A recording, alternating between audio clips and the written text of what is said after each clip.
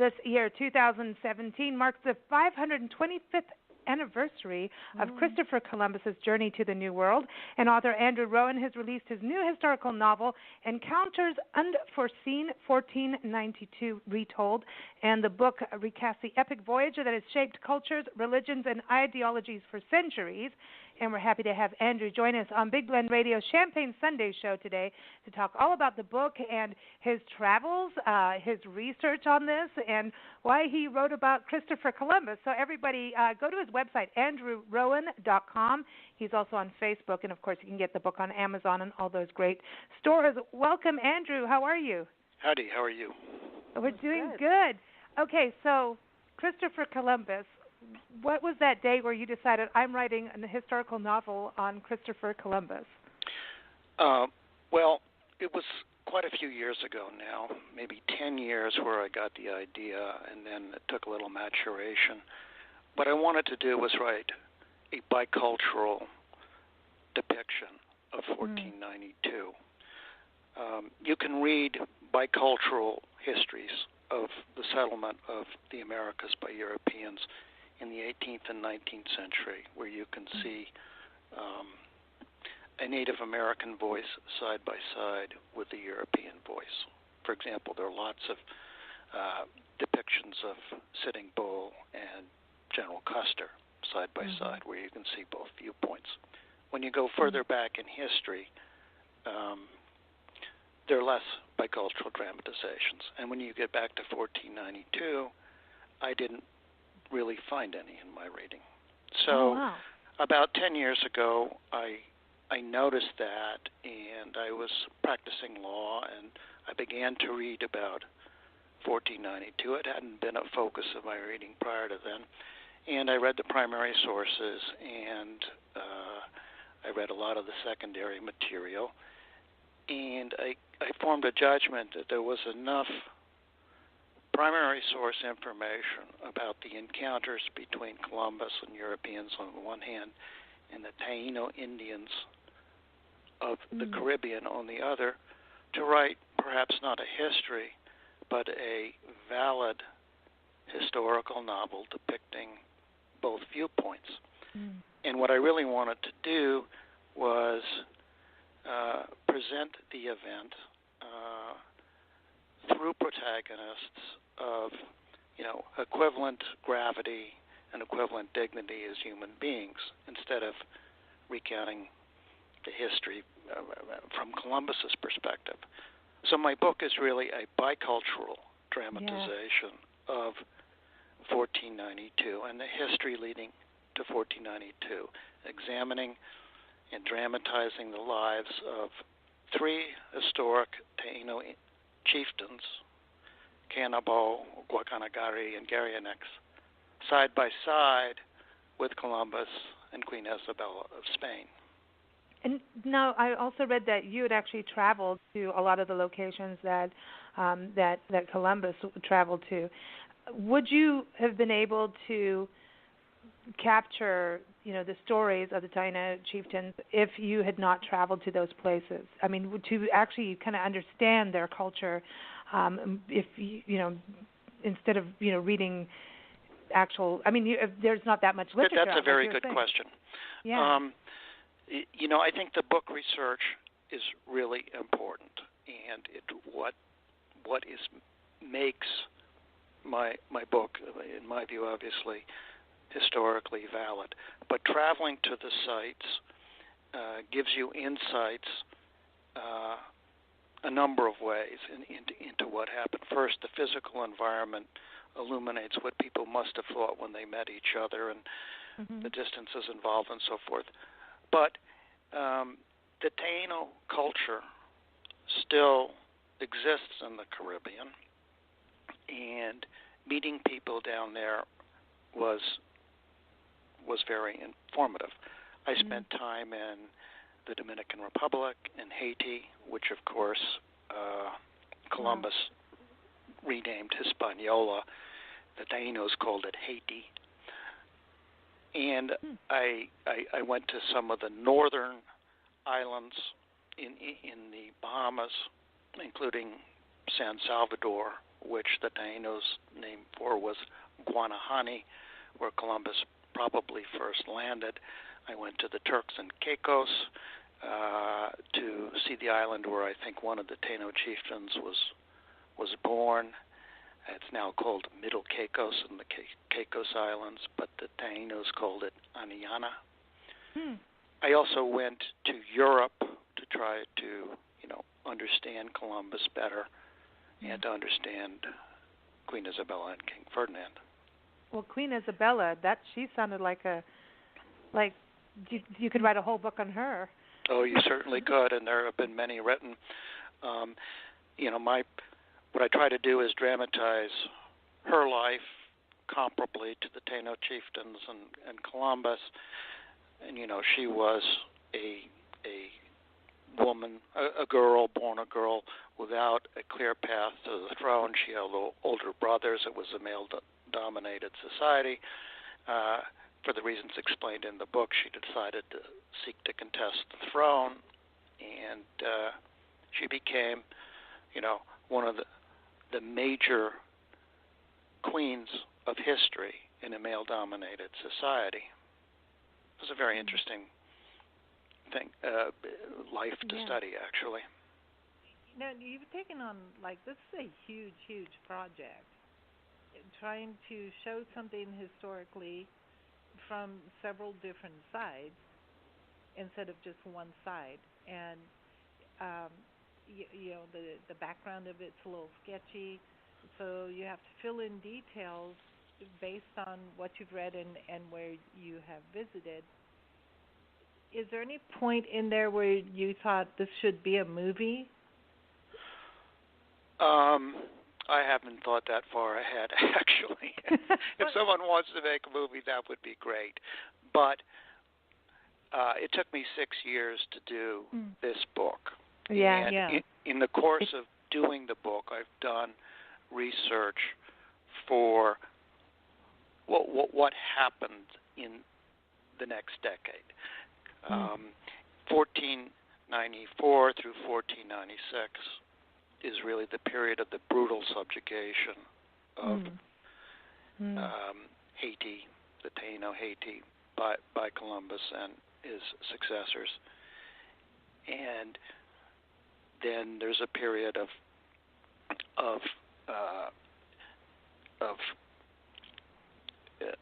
slavery, and Columbus dies in 1506. But I've researched through that time period, and so what I'm focused on is not a movie, but I'm beginning to write the sequel, the second book.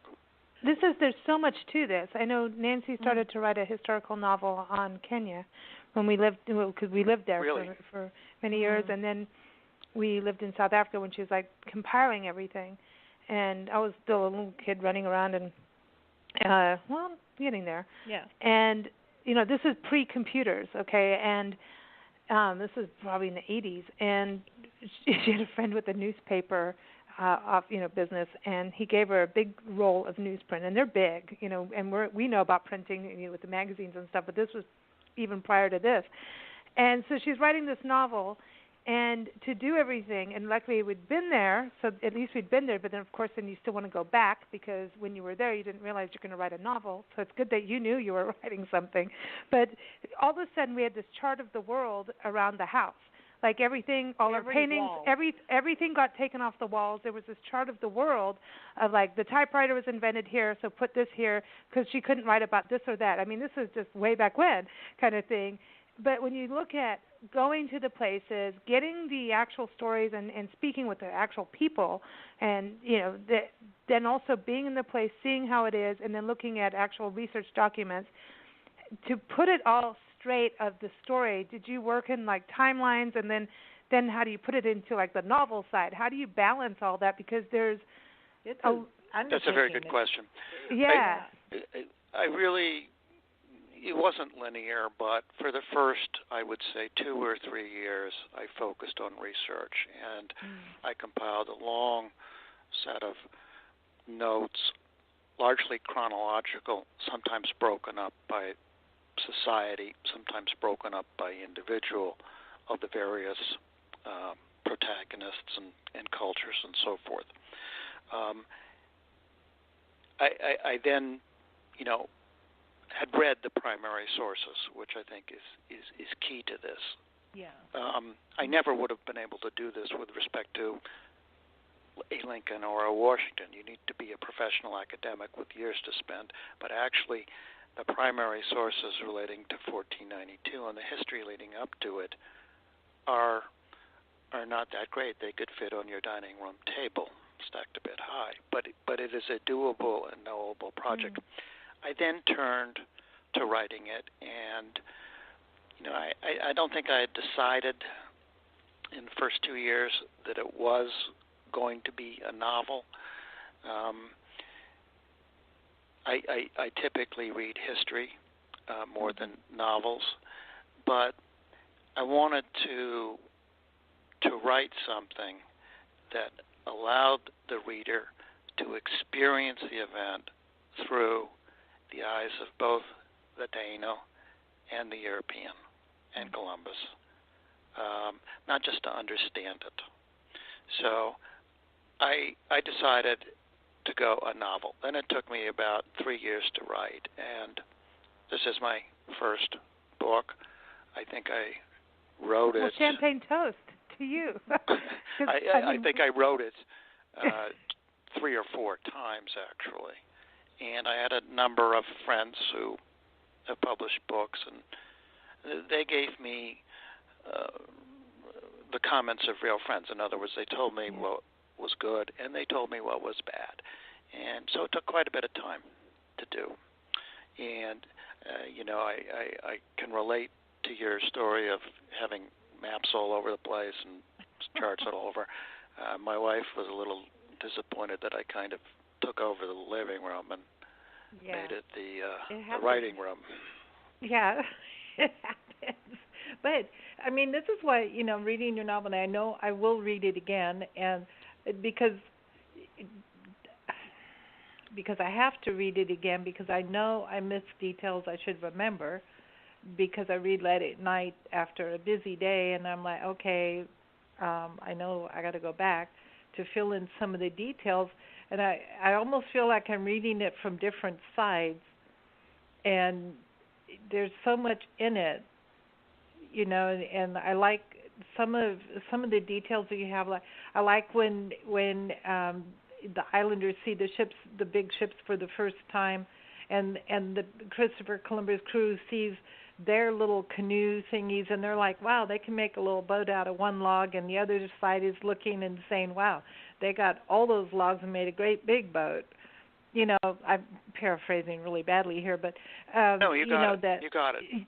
The drama of my book is the perspective of two sets of people who did not have the perspective of 525 years of a rather tortured and rude and sometimes terrible history.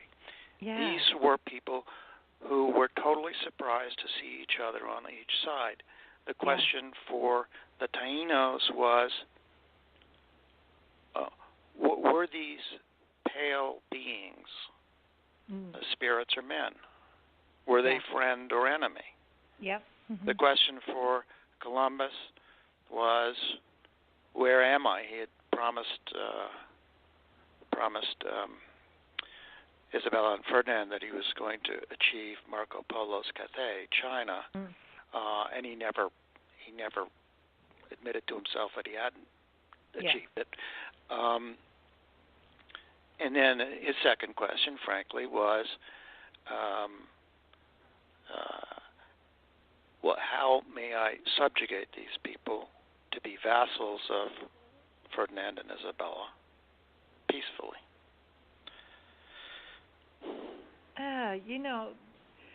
You say peacefully, but you have this. I think visually, so I see your book in a series of scenes, like a movie. Right. I've already turned it into a movie for you. Oh, good, good. Yeah. No, I have. Send a producer my way. Yeah, so the Islanders they're going out to the big boats and they're bringing fresh water and fruit and food, and they're hauled up onto the big ships and then tossed overboard once, you know. So right. So one of the things when I'm reading this, I was like, because we're in this process now in our country where, you know, statues that we have, is that honoring the statue, the person the statue was made out of, like Confederate statues? Are we honoring, or are we just showing history? This happened here. Right. Move the statue, get rid of it. What do we do with it?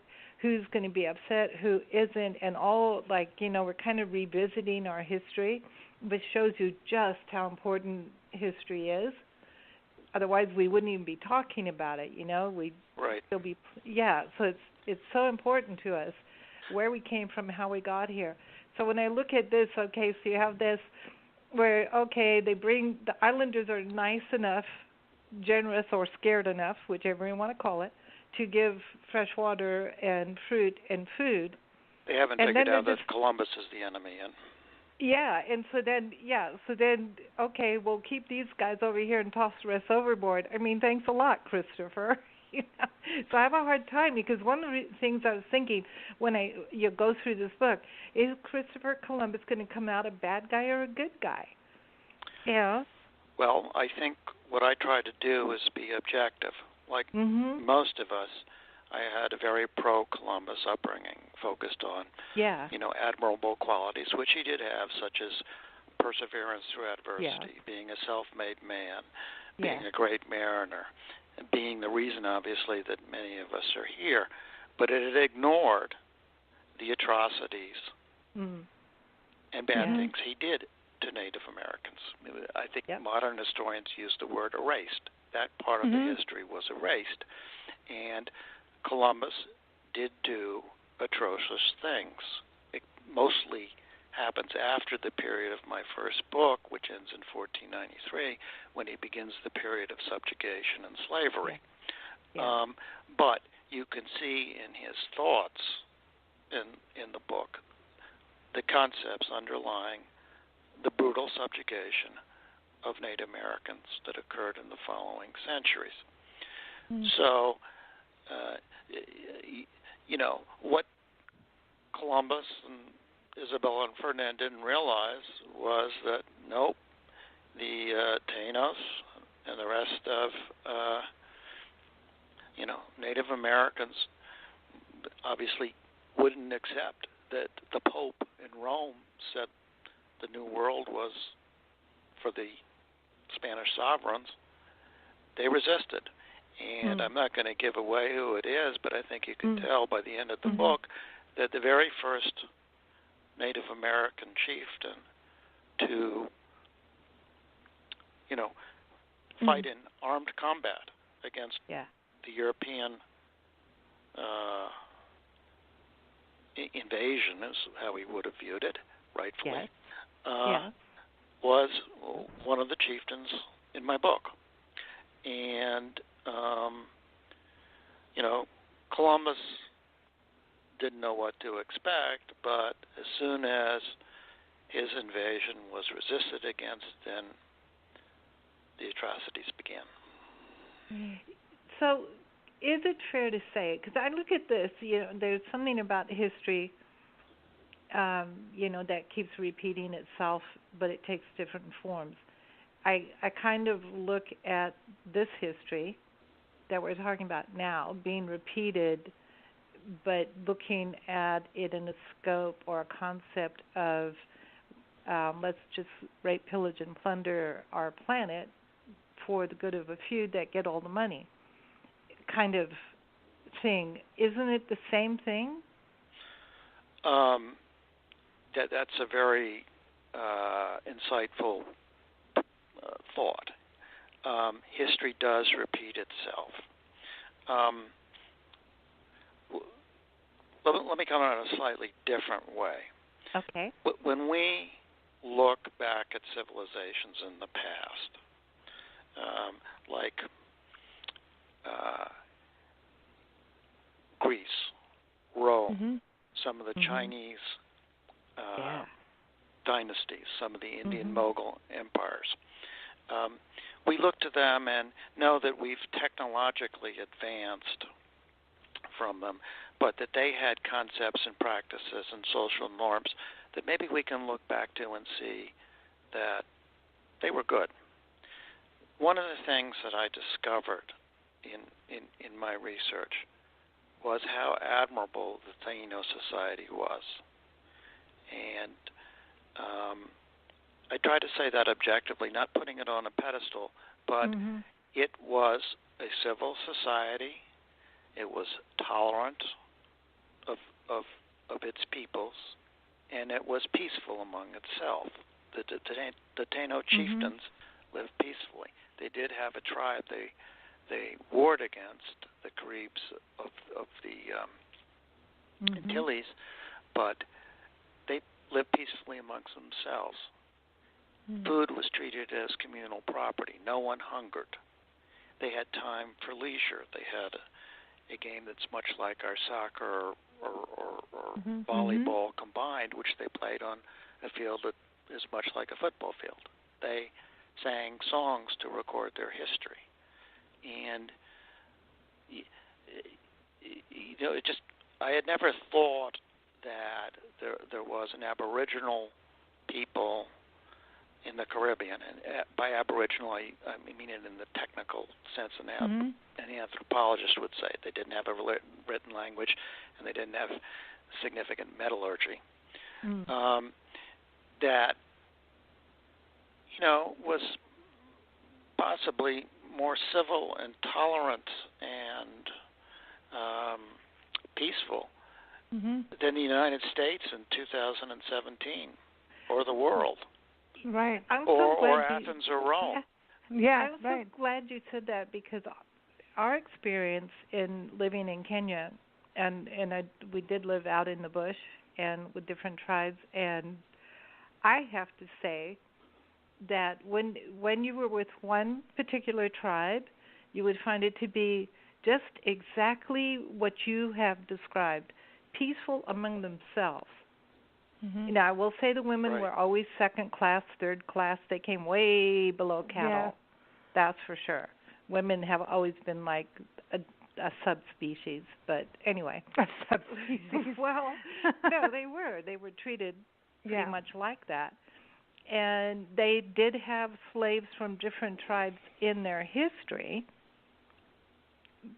But for the most part, when they gathered food, there was nobody that didn't have a hut or a place to live. There was nobody who went without food or water. And things were done together. They were, so in some regards, when they had a ceremony, everybody was there, unless it was one of the ceremonies that was just for men or just for women.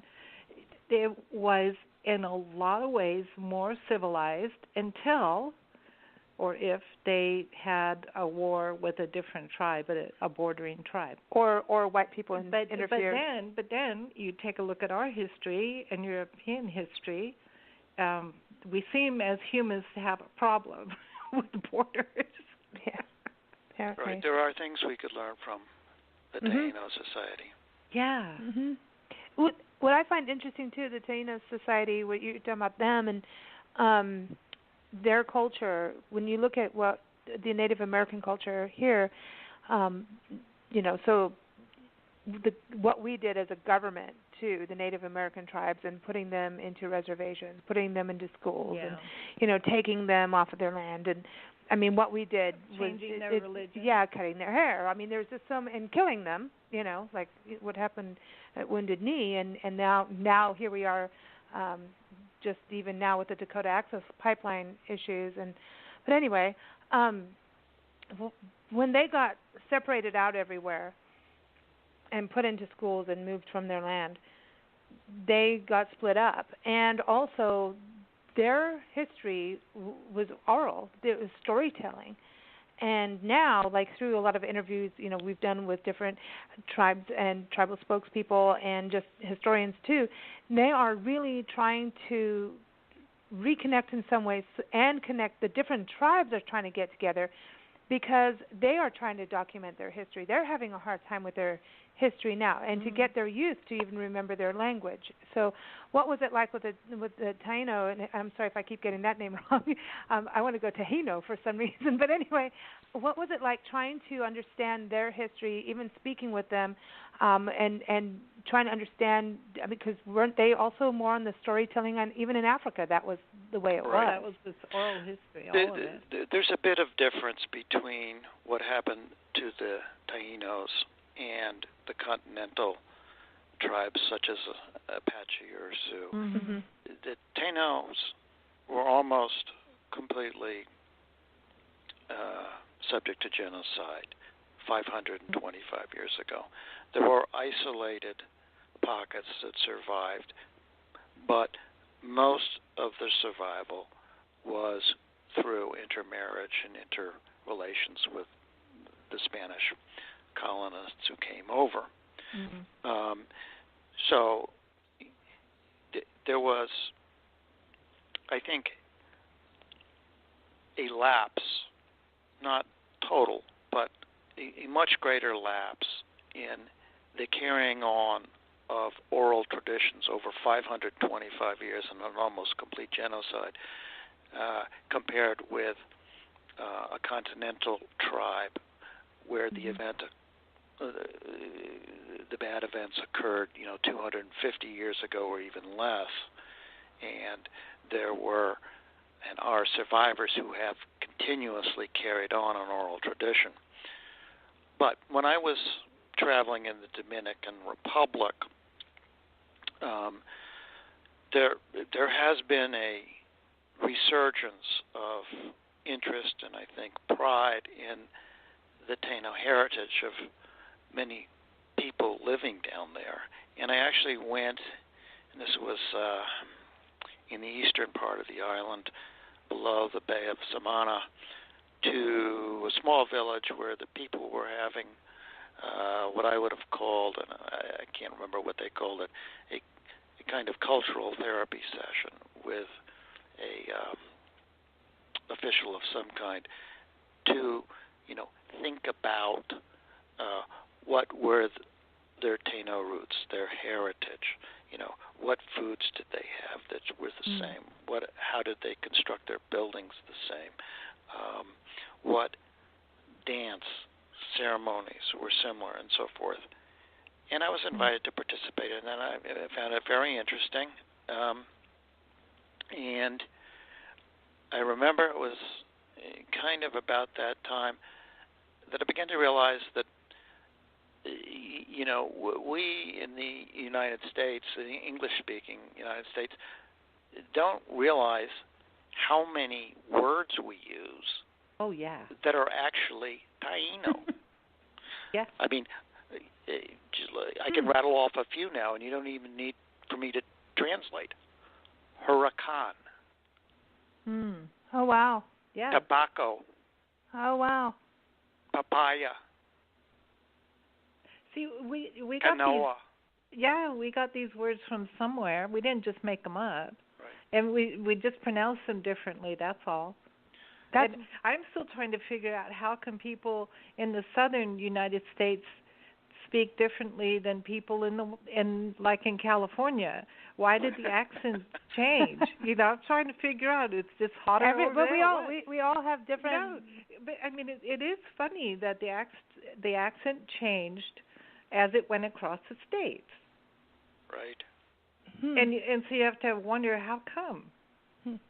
It's interesting about the names too. What you're saying too. And when we lived in South Africa, and I went through the high school and everything in South Africa, and spoke Afrikaans, and I took Afrikaans has got an amalgamation of Spanish, Portuguese, German, French.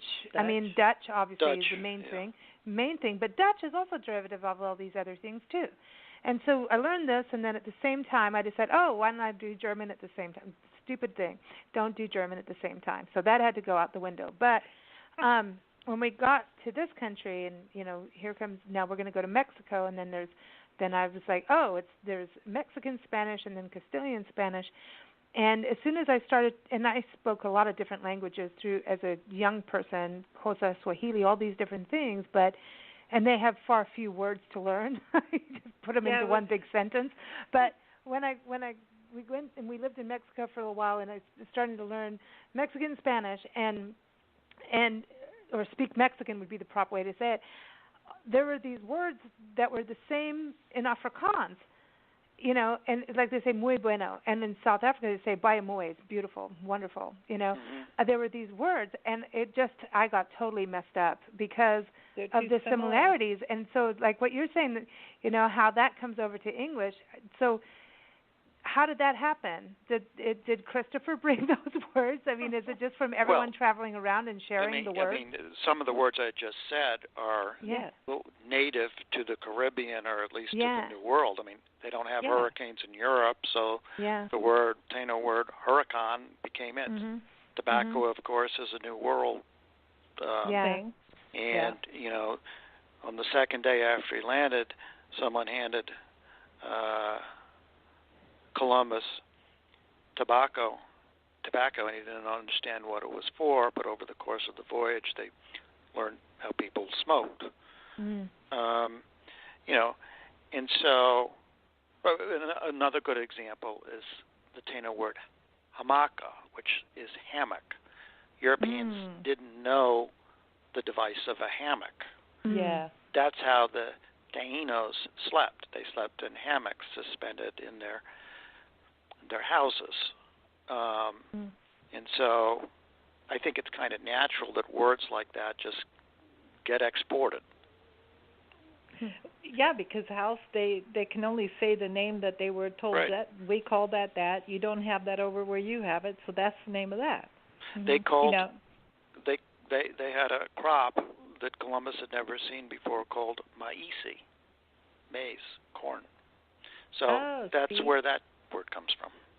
It's so interesting when you travel, like living in different parts of Kenya and then in South Africa, and you would see from because all the tribes, especially in South Africa, migrated south. They really came from the Sudan and migrated south.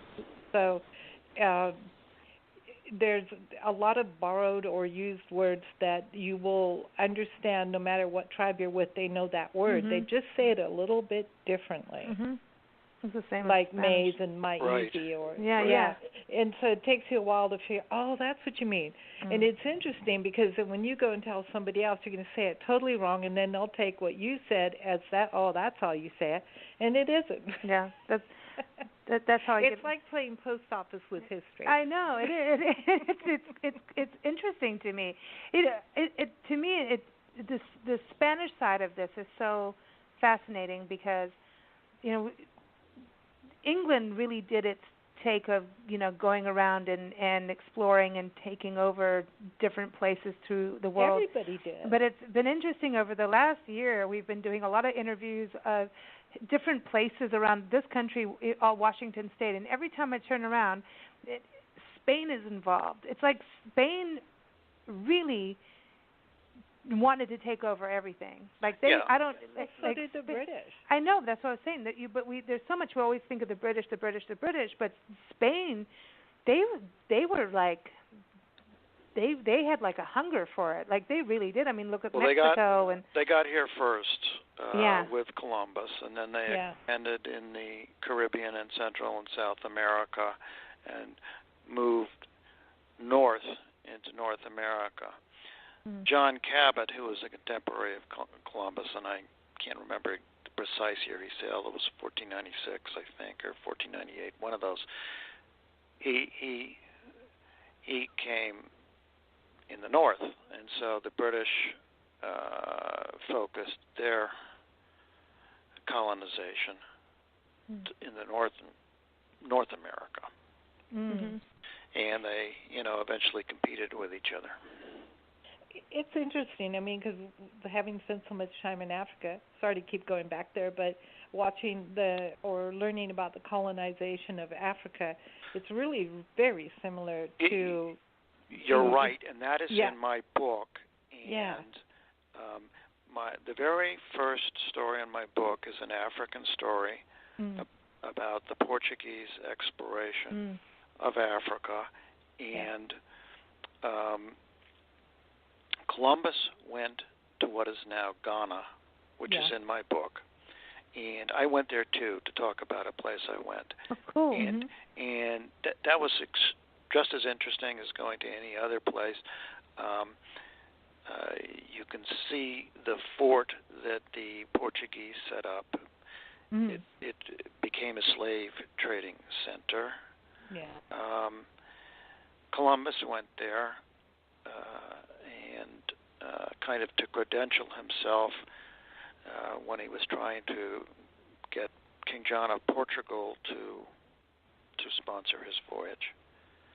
And you can see in Columbus's journal about the first voyage continuous references to Guinea, which was his word for, and his contemporaries' word for that coast of Africa. And, you know, he saw canoes, using the Taino word, in Africa where they were called something else. And you can see in his journal how he compares the two, and I think he was extremely impressed by the Taino canoes. So you read the journals, and that to me, that's amazing. There's like the journals, and you're talking historical different languages and reading journals, and also from a different time frame. I mean, if you look at anything written in the 1400s from England, it's like, what language is that? It's like we had to learn how to read Shakespeare, you know. So getting to read these journals, I mean, were you in libraries doing it? I mean, were you even allowed to, like, flip the pages? Do you have to wear special gloves to do that? Well, actually, or are they online? I think I said that the primary sources relating to 1492 are a discrete set of sources. And over 525 years, they have been repeatedly published in Spanish, Italian, English, obviously, and there are even new translations. And over the course of the centuries, there have been new discoveries of documents that were lost or, found in some, basement in some castle somewhere. Including as late as 1987, they found some purported letters of Columbus about the second, third, and fourth voyages.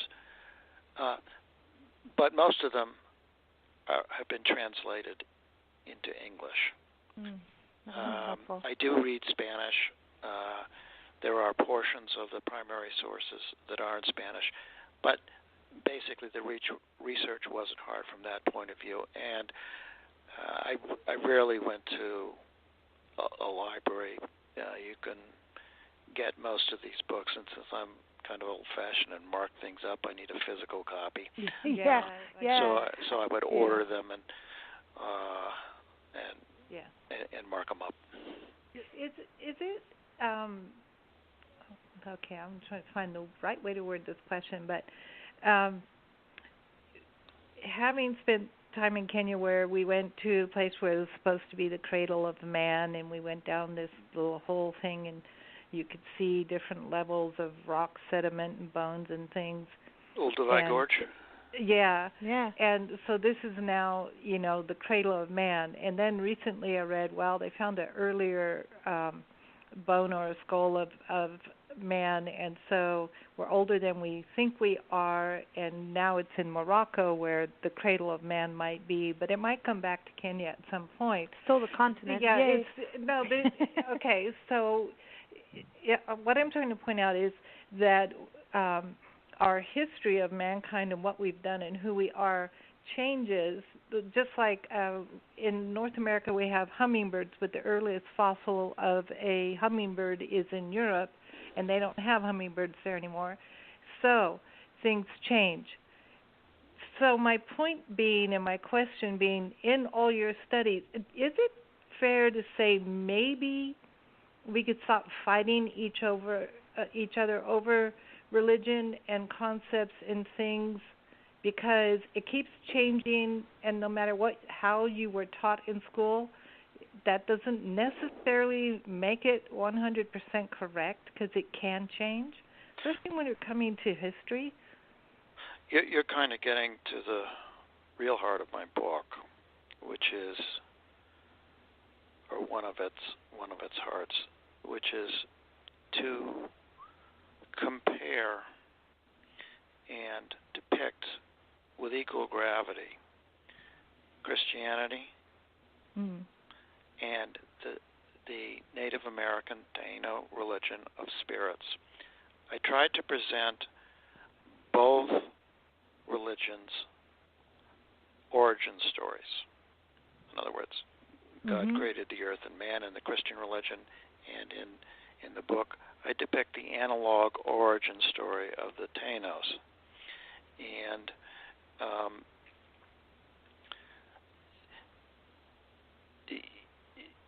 the people who followed Columbus and Columbus himself thought that bringing Christianity to the lands they discovered was a great benefit to the people there, and it was an important improvement in their lives that they adopt Christianity. The record kind of shows, at least in the first years, that the Tainos, didn't really view it that way. The captives Columbus took back to Spain were baptized. My book speculates and depicts, what that experience must have been like for them. But they had spirits. It was a polytheistic religion, kind of like the Romans or the Greeks, which they were obviously attached to also. So, we have, as you point out, religious tolerance and strife in 2017. Yeah. And this goes back in my book to kind of like the moment of origination of some of that intolerance in the New World. Yes. Well, a lot. I mean, when are we going to get past the idea that we're all right? Because, like I said, things keep changing. And then there are people, we were laughing the other day because we were researching the Flat Earth Society, which still thinks the Earth is flat. We missed their convention a couple weeks ago in Raleigh, North Carolina, and we're really bummed. But, but that does show you just how long it takes people to change their mind or educate themselves, or if it's a religious belief, it actually takes really longer to change your mind or your belief. So, and we go to war over religion all the time. Right. I find it interesting, because usually in the Quran and the Bible it says thou shalt not kill. But anyway, it's all in the name of God. Yeah. So it's actually interesting, how humans are developing or non-developing, if you want to look at it that way too, that we seem to have the very same problems that we started out with. I think you're right. That's one of the haunting things that I think I found, that we have the same problems, but at least with respect to the Tainos society, it was kind of civil and intolerant, probably more so than where we are now. So, we have all our technological advancements, but are we living with each other as happily and openly and warmly? I don't know. Are we genuine? Is there any authenticity between even interactions between people? Because I think that's part of, it's great that we have this technology. We're able to chat with you on a radio show, and it can go around the world. It can go anywhere for a long time. So there's this great technology we have in communication. My fear is the technology can sometimes take away from authentic communication. You know, we have more things like Google, so we can research things and see papers, and we can go to university online. We can do all these things, but I feel like sometimes we aren't actually soaking it in. I don't know how to explain it. It just doesn't seem to feel real. You know, it's like virtual communication. I don't know how to explain it. You're talking to a black box. Yeah, it's like, and I think in those days there was real communication, and body language told everything. Songs told everything. You know, music was a part of it, and you know, even when you had different cultures, like when we went into different tribes, it was like you need to now adjust yourself to them. You know, and they would look at you as you're funny and weird, but they'd be curious, but not against you. But if you're on my territory, you need to behave in our way, you know. And often they were more than giving, and you're someone new. And if they don't understand you as a kid in Kenya, let me tell you, I was the only little blonde-headed little kid running around with long hair. They thought I was a boy. I got kicked out of school because I had longer hair than the Minister of Home Affairs' son, and he was Maasai, and he didn't understand me, and he was spitting on me, which was actually a blessing. You know, all these weird things, but it is an interaction, and there was, in some weird ways, more civility. Now, it's not always that way in everything, you know, but there was this, I don't know, actual curiosity that was there about each other. And I just wonder if we still have that today.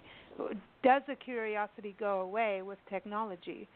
I think you're right to ask that, and I don't know the answer.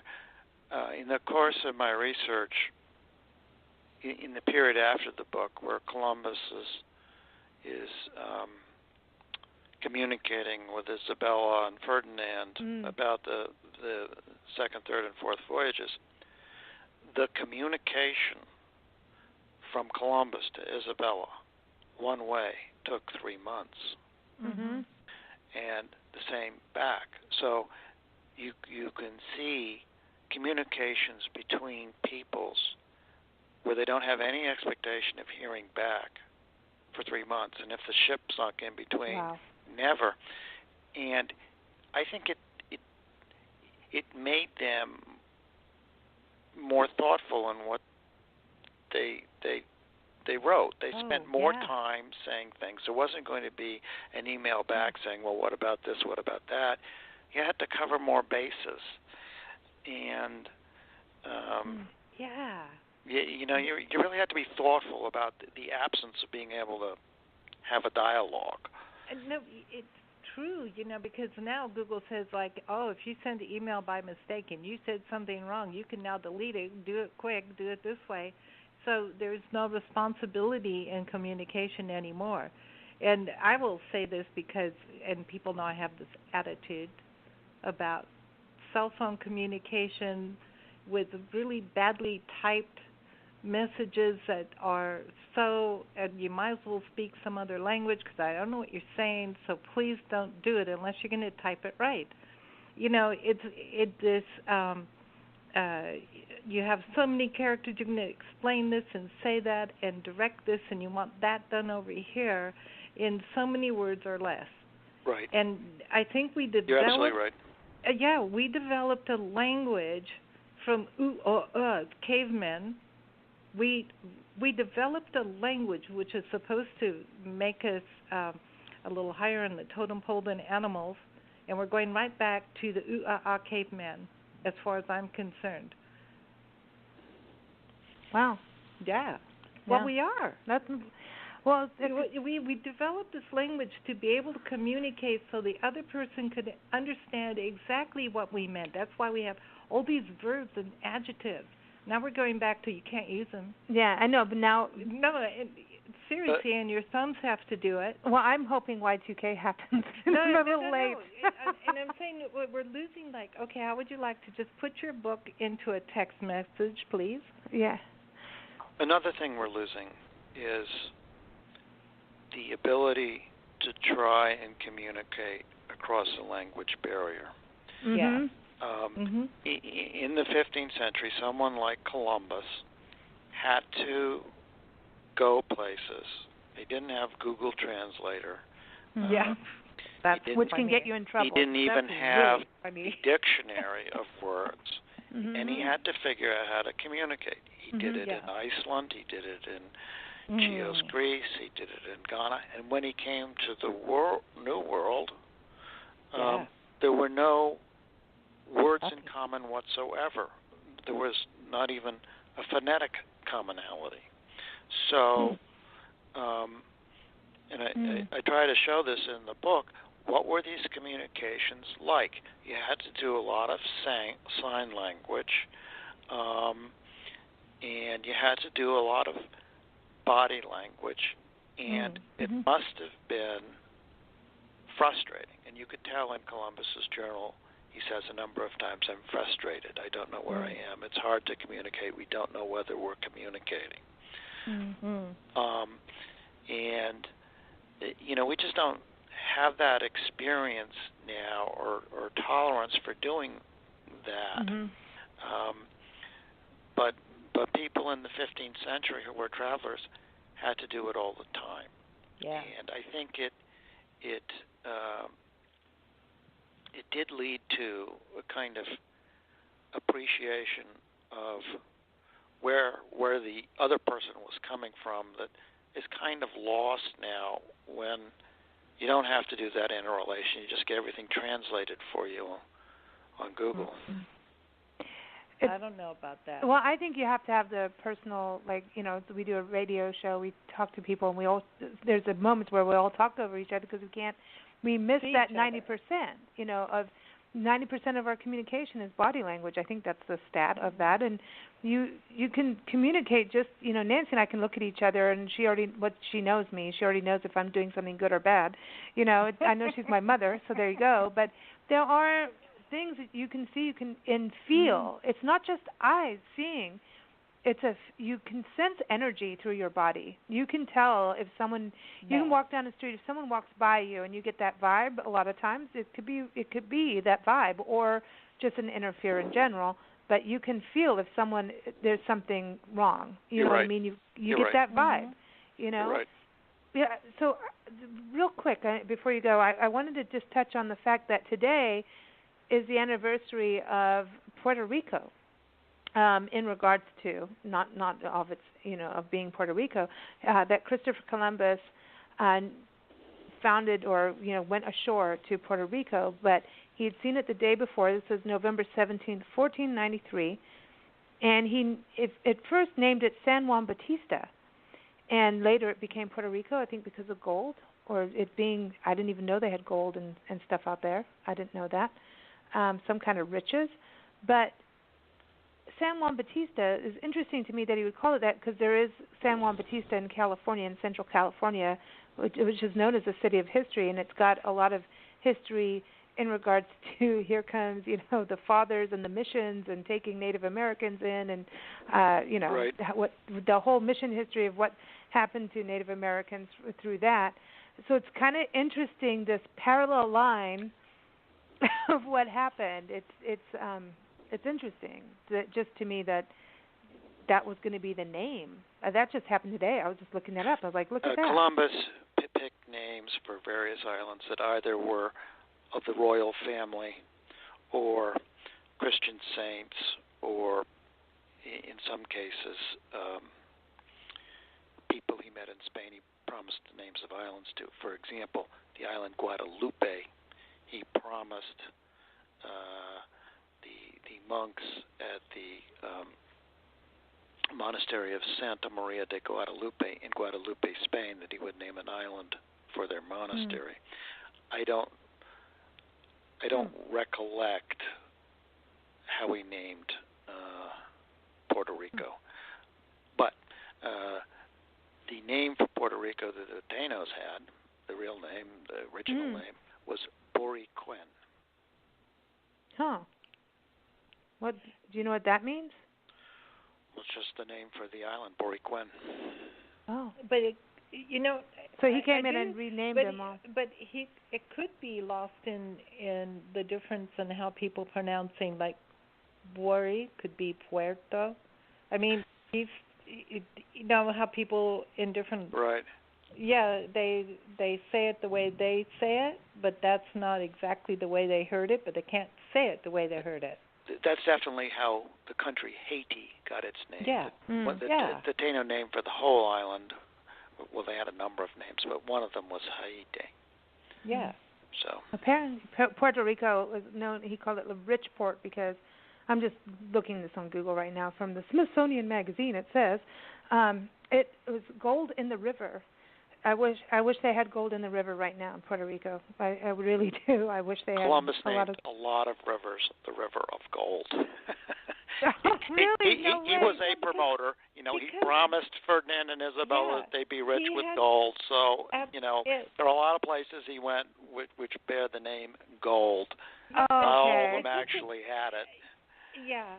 It took him so long to get his ships out of them that he had to promise everything's running with gold. But now I'm like, no wonder Donald Trump wants gold everywhere. Like it's the same thing, gold, hair. gold. So okay, no offense to that, but I wanted to just ask you, sorry, in regards to okay, so he's into gold and naming things. Now this went out of my head now totally when we just started talking about that with him. But Isabella. Did he have a crush on her, or did she have a crush on him? Or was she just kind of playing around with him because she was rich and could do that? When he wanted to, take time and he wanted to get the ships out and do things, or was it really the communication taking so long for him to be able to go out and set sail? Isabella was Queen of Spain. He was a commoner. I think she saw that.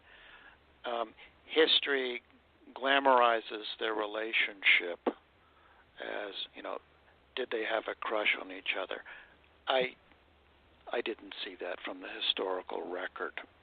She clearly was taken by Columbus's religious faith. She had a lot of respect for him because he had not only what I would call a scientific, but a religious theory why the ocean was as short as it was, in his view, between Spain and China. And she really admired him. She supported him. But, she I don't think had any romantic attachment to him. I find it very unlikely that he would imagine himself having a physical relationship with the Queen of Spain when he was a commoner trying to get her and her husband to sponsor a voyage. That wasn't their relationship. It was one of admiration, mutual admiration. There was one time where they met, quote, alone, that I can tell, and by alone I mean it was herself and her guards and him. Okay. And that was in southern Spain in a town called Jaén. Isabella was there because Ferdinand was pursuing the conquest of Islamic Granada, and the battlefields were near there at that point of time. I think this is 1489. And Columbus at this time has been given an offer by a nobleman to sponsor his voyage. And Isabella invites him to Jaén to tell him, no, you can't accept that offer. I'm still thinking about whether the crown is going to sponsor you. It was a crushing moment for Columbus. Yeah. He thought he had someone else who would pay for the ships, but the Queen of Castile says, no, you can't take that offer. I might take it. And then she and Fernando don't take it for 3 years. Yeah. But they clearly had a meeting that day which he remembered, and it's only speculation, but I think she remembered. And I tried to envision a dialogue between them, And she was interested in his concepts of geography. She wasn't particularly learned, as far as I could tell, about geography. Ferdinand studied geography. He asked for various texts. I'm not sure she did, but she in this dialogue, and I think it probably did happen this way, asked him about, where is the earthly paradise, the Garden of Adam and Eve,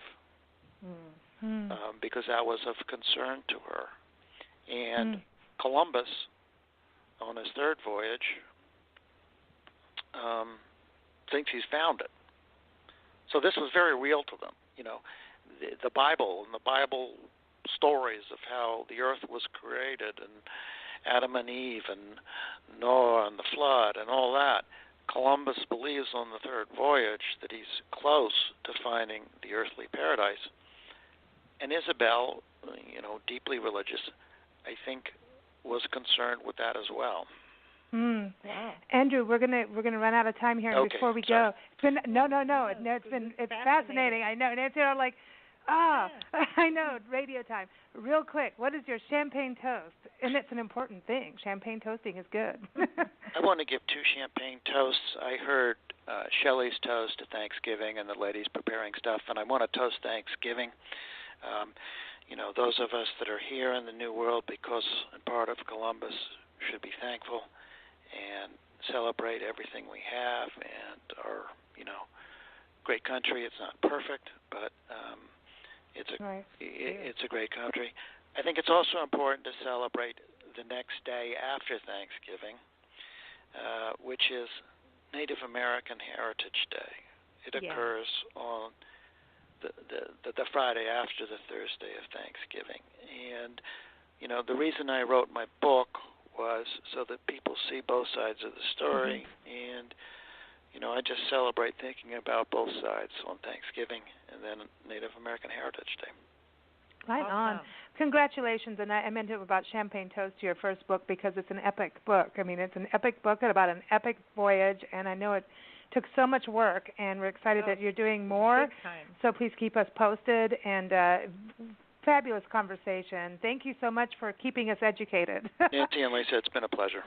Thank you, everyone. Again, AndrewRowen.com is the website to go to. The book is Encounters Unforeseen, $14.92 Retold. Of course, get on Amazon, all those great places. But AndrewRowen.com. Thanks so much, Andrew. Thanks, Andrew. Happy Thanksgiving. You too. Take care. Bye-bye. Bye.